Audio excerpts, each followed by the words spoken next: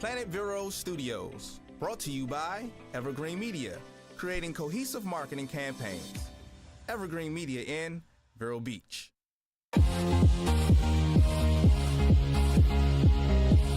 From Studio A in sunny Florida, welcome to Beauty and the Beach Radio, where it's all about who's beautifying Vero Beach. Today's show is brought to you by Dale Sorensen Real Estate. And here's your host and glamour girl, makeup artist, Cindy Getz. Hey guys, welcome back to Beauty and the Beach Radio. I missed you guys. I have been out of town and I really miss talking to you guys, and I'm going to catch you up a little bit on what's going on in my life. So Cindy, they say there's two things you cannot avoid in life. Two things. What are they? Birth and death. Well, okay, so three things. Taxes? Birth, death, and taxes. Okay, taxes you can avoid, but you got to go to prison. That's right. That's right. So, so death and taxes, and for those that may or may not know, I have experienced a lot of death here recently, and we've experienced that here at the studio. We had two people that were formerly associated with our studio, and that is Donna Mitchell. She was one of the previous owners. She passed away recently. Marty Zickert, he was a previous personality here. And then, of course, I lost my sister a few months ago, Wendy, and then I just recently lost my niece, my brother Tim, and my ex-sister-in-law Holly. Both, of course, lost their daughter Hannah to cystic fibrosis. So it has been an emotional roller coaster for around here at the studio, and of course for my personal life. And Cindy, today I thought we would talk about the 5 stages of grief. I think it's so important. I literally feel like I've been beat up. My emotions have been all over the place. Cindy, I have slept in the hospital room. I have slept in couches and recliners. I've not showered in days. I mean, it's been crazy, and I'm not the only one. My brother and sister-in-law, my goodness, they in these last couple months stayed in Hannah's hospital room until she, passed away. But lived at a hospital, lived at the Ronald McDonald House for 2 months. Guys, a shout out to Ronald McDonald House. Yeah. What a great charity. They literally were able to stay near the hospital for 2 months, without having to pay a hotel fees. So Ronald McDonald House, you are amazing. If you feel like you need to, give some money away, make them a donation. They are fantastic. The first time that Hannah had her lung transplant, I stayed there for a few days. They are wonderful. They fix you hot meals. Yeah, they do. Yeah. So, but some of that time, like for my sister, I literally stayed in her hospital room. So, there's just so many emotions, and I hope this is helpful for you guys. It certainly was helpful for me to kind of read through this process, because I'm right in the middle of it, guys, right now. I am right in the middle of it. My niece just passed away, and actually we have not had her service yet, which will happen in a couple of weeks. So I still have another hurdle emotionally to go through. So Cindy, I'm going to jump right in, and we're, like I said in the beginning, we're all affected by grief, Yeah, we are. right? At some point in life, we are going to be affected by it. And each grief experience is unique to us, to you, Cindy. Yeah, absolutely. Right. To me, and it's all how, our perspective is, our beliefs. And so that intensity of grief can change, and the longevity can change based on you and your personality and kind of what you believe. So one theory on grief provides an understanding of the overall grieving process. The 5 stages of grief continues to be the go-to for understanding how grief moves through those stages. So we're going to explore those stages and then kind of how you can deal with it. These 5 stages were developed by a psychiatrist. She's since passed away, psychiatrist Elizabeth Ross. Okay, so she studied death and she studied the dying, and these were the 5 stages that she came up with. The first one begins with the D, and what do you think that is? Not death. What do you think that is? Denial. Denial. Right, yeah, Absolutely. yeah. You've got shock. You've got fear, confusion of the news of the loss. Cindy, you know, I'm sure you've experienced, I know your dad passed away, you know, did you go through that denial process? I did. It was actually more so with my mom because my mom was sudden. It was sudden. And to me, that was the worst. You know, people say, is it the worst thing just to have it sudden? Because I was literally talking with her. Yeah. On the phone. Yeah. And then she was dead like 2 hours later. You know, interesting you say that because my sister's was sudden. Okay, so that was really hard. Yep. Yes, it gives you that confusion. My niece was, she was in the hospital 2 months sick. So it was kind of that, you know, you knew she wasn't well, but at the same time, you still didn't think that outcome would happen. So You don't. My dad, so that's what I was going to say. And my dad was with a medical diagnosis and for lung cancer. And so you knew, but you didn't know. Right. And you never want to say goodbye. I mean, I didn't. I was like, well, he's not going to die. He looks fine. Right.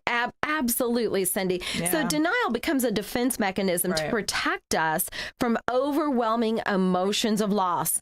So the second part to denial, Cindy, is isolation. Yep. Now, I've already experienced that. My friends are checking in, and I really just want to be alone. It has nothing to do with them. It's just I don't have anything else to give, and I'm just trying to kind of preserve whatever battery I have left. But so another common reaction to grief during the denial stage is the isolation. During that isolation, we might also wonder what the point is to life. You know, okay, Absolutely. what's the point here? So that sense that life is meaningless can paralyze us, okay, from moving forward and coming to terms with the reality of death. So you may also feel compelled to separate yourself from others so you don't have to answer their questions about the loss. I kind of am going through that as well for both of my loss with my family. Therefore, isolating yourself is a way to further deny, okay, what's happened. So it's not helpful. It isn't helpful. And you know what I think, and I don't know if you feel this as well, but for me, especially with my dad and my mom too, I mean, they were rocks in my life. Yes. And I was like, well, you know what? This is going to happen to me. Yeah. You know, it happened. I mean, there's no way my dad was ever going to die or my mom was ever going to die. Right. I mean, they're not going to die. Right. They just not. Right. And then they do. And it's like, it just makes them human. Yeah, sure does. And it scared the living heck out of me. Yeah. Because I'm like, you know, that it's reality. You're going to die. You know, and especially parents, because they are our rock. They are who we look up to. Absolutely. They are kind of on that pedestal of invincible, you know. So let's talk about dealing with that first stage of denial. So thank goodness, Cindy, it is a temporary situation. Right. Okay. It is normal. Okay. So, you know, the psychiatrist says, feel the pain, cry, get that out of there, get those emotions out. That's very healthy. If you cannot move past the denial stage, get professional assistance from a grief counselor. Mm-hmm. Okay, that's what they're there for. Also, actively stop isolating. I know that sounds hard because we want to be alone. Even in the moments of wanting to be alone, it is important to reach out to others, even if it's just one person, guys. I really recommend, reaching out to somebody. Okay. And you've been so cute, Cindy.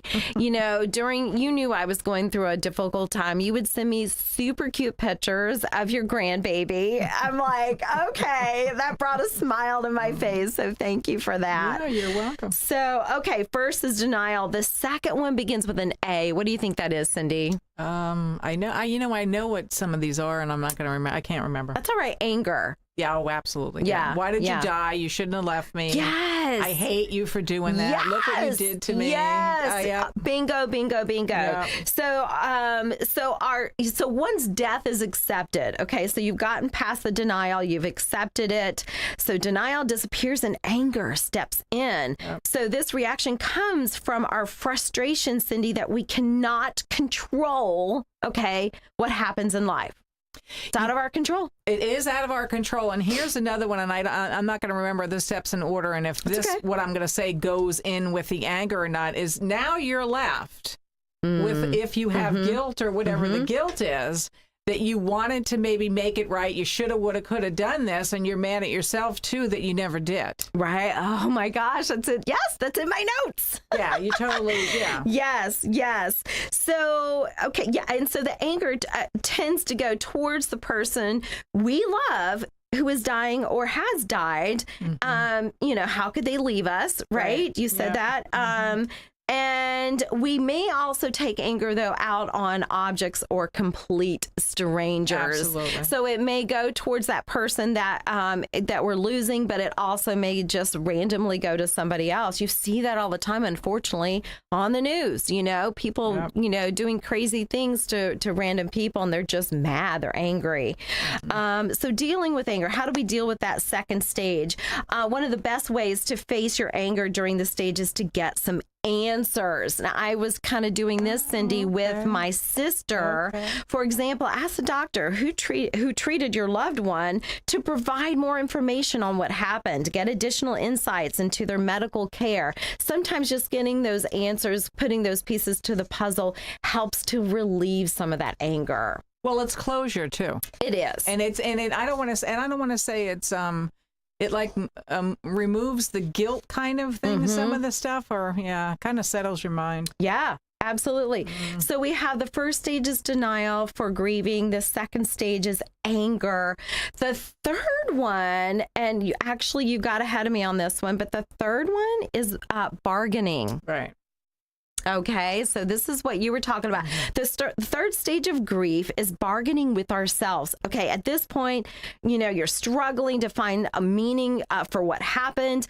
It may also involve reaching out to others to tell your side of what happened and how it makes you feel. Okay, so the negotiation strategy involves, okay, Cindy, here's where you can come in. If only scenarios. For example, if only we had gone to the doctor sooner. Okay, if only we had known. Right. Da da da da da. Right. So these mental negotiations often end in guilt. Okay, you're spot on, Cindy. Each statement puts the blame on ourselves. Okay, if we had done something different, then that person or loved one would still be here. The reality is that's not true. Okay, none of these statements could have, made the difference or brought that person back. So this is a very critical stage right here. And it is, I think, especially critical if it's a car accident or something like that. Yes. It's like I should have stopped at this. I should have stopped longer. I should have I never go down that road, and I did that day. Why did I go down that road? It's like, why didn't I see that car? Why didn't I drive 5 miles? Yeah, you drive yourself crazy. Absolutely. So dealing with bargaining, how do you do that? Tell yourself that the negotiation process is normal. Okay. And temporary escapes are positive waves that can stimulate the healing process and for you to move forward. So if you need to go see your Aunt Betsy or whatever across the state, just to get away, that's a good thing. Bargaining is also the first sign that you are ready to accept, what's going on and to have hope. So that actually is a positive. A positive. It's the pivotal one then. Absolutely. Okay. Absolutely. That makes sense. Yep. Okay. Okay. So the fourth one is probably the easiest one to spot, and it begins with a D. Another D. Depression. Depression, yeah. So stage 4 is a deep sadness that is difficult, you guys, to shake. Okay. Yeah. So there are a few types of depression that originate from grief. The first one is a reaction to the loss, which exhibits itself as paralyzing sadness, regret, and worry. Okay. Yep, okay. Absolutely. So that's your first type of depression. The second type of depression is what we go through when dealing with the loss, head on and looking for a way to move forward. So during this stage, you may also return to isolation. You may feel overwhelmed and helpless. So you just want to step away from life and hide under the covers. This one's a tough one. Depression's a tough one. You know what someone told me quite a few years ago, it was in conjunction with my dad's scenario, and it didn't make sense to me at the time, and later on it did, and they are a licensed clinical social worker, that a lot of people get stuck in this stage for years and years and years. Yes. And she said to me, you know what's the matter with, so-and-so? They need grief counseling, and they have been stuck in that for 25 years. Yeah. That's serious. It's almost like a broken record scenario. It's just over and over and over. Yes. Yep. So, all right. So I want to make sure we spend a little bit of time on this one, because this one's the tough one. So coping with depression, it's important to understand that depression is not a sign of mental illness. Right. That's huge. Yep. It's a response to a great loss, okay, that's left you with a void. Mm-hmm. All right. Depression, guys, is normal and a part of the healing process. You really can't skip over it. You can't avoid it. You can't. It is what it is, and it hurts. It hurts. It does. But you got to get through it. Some people may decide to take, antidepressants. No judgment here. Do what you have to do to get through. However, it's important to seek help from, like you were saying, Cindy, a grief counselor, and learn about the pros and cons of doing, taking any supplements, before making that decision. So I would highly recommend that. Consider other activities that may help diminish your depression, such as exercise, create pastimes like painting or music, or community service. If your depression has impaired you from functioning at all and you cannot carry on with life as you know it, this is the time to get, you guys, listen to me, professional help. You don't want that depression to consume you and then leave those around you with the same grief. Okay, so this one's a biggie, Cindy. Like you said, I think if you've gotten to this step 4 and you're really paralyzed, seek professional help. Absolutely. When that social worker told me that, I was like, you know what? I never really realized that, and she was right. She was. And the other thing about it is, and this is going to sound awful, but you're wasting your own life. Right. Oh, you my really gosh, are. yes. I mean, it's sad, and I get it, but you are. Yeah. It's a shame to waste any more days than you have to. Yeah. Well, let's be positive that you get to this 5th one, the 5th cycle of grief, and that is acceptance. Right. That is acceptance. The 5th stage is acceptance. Reaching the acceptance stage of grieving does not happen to everyone who grieves. Okay. If the death was sudden and unexpected, or the denial and anger never pass, which is what you're talking about. Right. That's what she said to me. Yeah. Acceptance will not come. It won't. So there you're going to be stuck on that broken record. Yeah. Okay. Yeah. So acceptance for those who experience it does not appear as happiness. Okay. Or it does not appear that, okay, loss is okay.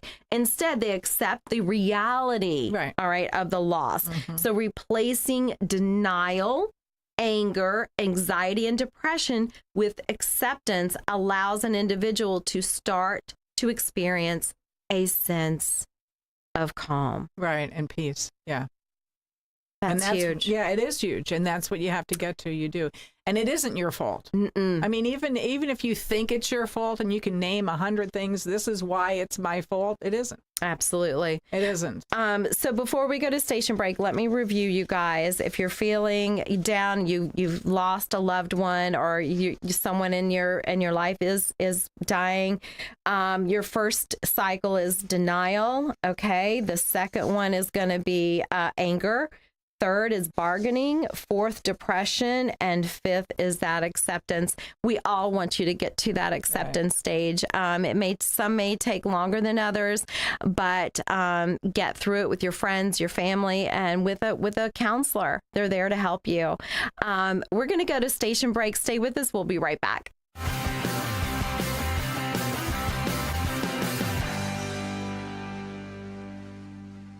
Some assisted living facilities just feel like home. At Spring Hills Assisted Living Facility, residents love the clean, comfortable feel, the cozy, friendly atmosphere, and the individualized care. It just feels right. And at Spring Hills Assisted Living Facility, residents are served by a staff who provides compassion, lots of one-on-one time, and care that's focused on their specific needs. It just feels like home. Spring Hills Assisted Living Facility, off State Road 60 in Vero Beach. Online at springhillsalf.com. This summer's a great time to pack up the family and explore new frontiers in a Sun Camper RV. Our prices are hotter than the sun, and right now you can take advantage of wholesale pricing on all new Sun Camper RVs. That's right, all of our top quality, fully equipped RVs, 30 to 35% below retail. School's out, the great outdoors are calling. Save 30 to 35% on all new Sun Camper RVs. Your summer adventure starts at Sun Camper RV. Revive Vero Beach, located next to Anytime Fitness on Oslo Road and 27th Avenue, has everything you need to look and feel your best, including hormone replacement therapy, stem cell therapy, sexual wellness, weight loss, laser aesthetics, hair, tattoo, and skin spot removal, Botox and fillers, cryotherapy, comprehensive blood work, and everybody's favorite ozone and IV therapy. Refresh, renew, and revitalize yourself at Revive today. Call 772-492-6607. A member of the iTex trading community. Your iTex dollars are welcome. Hi, this is Willie Miller, host of Arts Blast on the Air. Listen to my show to learn about the people and events that make up our great arts community. Tune in to Arts Blast on the Air with me, Willie Miller, Sundays at 7:30 p.m. on your weekend home for Planet Vero Radio, Real Radio 1017. Cindy gets. She totally gets it. Oh my gosh, did you see my prom makeup? She so gets it. Dude, did you see her before and after makeup on Instagram? That makeup girl gets it. My wedding makeup was so amazing, and my makeup artist, she totally gets it. My senior photo makeup rocked. She gets it. You should see her new Facebook profile. Her makeup artist really gets her. My eye makeup is so on fleek. Thanks, Cindy Getz. Cindy Getz makeup artist, 772-633-4030. She gets it! Hey guys, welcome back to Beauty and the Beach Radio. It's all about who's beautifying Vero Beach, and I am Cindy Getz, your host. Thank you, Dale Sorensen Real Estate, for always making sure that we can get out there and help beautify your life. They have been family owned since 1978. You can call them at 772-231-4712. You can also find them at sorensenrealestate.com. Thank you, Dale Sorensen Real Estate. We also want to thank Varietals and More. They always take care of our beverages. Thank you, Rob and Michelle, for always making sure that we have lovely beverages for our guests. You can find Varietals and More at Royal Palm Point right here in Vero Beach. You guys, we're going to wrap it up. This is a tough subject.